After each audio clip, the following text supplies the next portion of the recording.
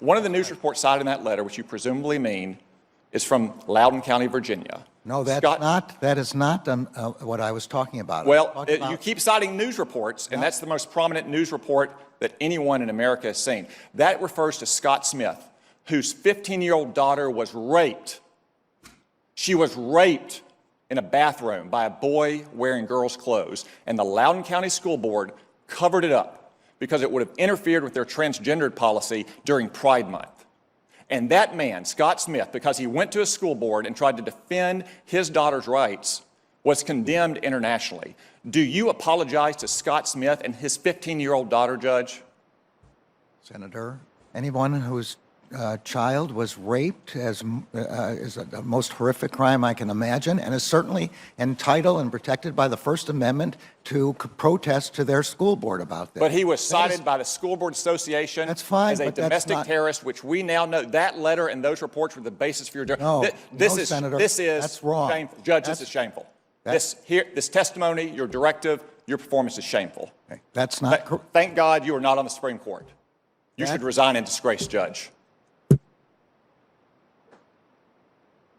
Thank you very much, Mr. Chairman. Attorney General Garland, on October 4th, you issued an unprecedented memo that involves the Department of Justice and the FBI and local school districts, local school boards, nothing like it in our country's history. It was based, you've testified, on this letter from the National School Board Association that we now know the White House was involved in writing. They've retracted the letter. They've apologized for the letter. They say they regret the letter, but you won't retract the memo and said earlier that you have no regrets. And you've defended yourself repeatedly today before this committee by saying, well, you're focused on violence.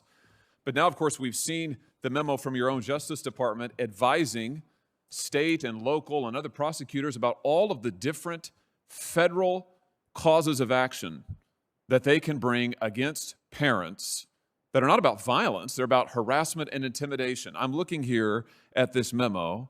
It identifies no fewer than 13 possible federal crimes involving harassment and intimidation, including making annoying phone calls. Now! Hey, John, please don't resist. You guys don't resist. This is you need to be arrested! Shame on you! This is our house! I am disgusted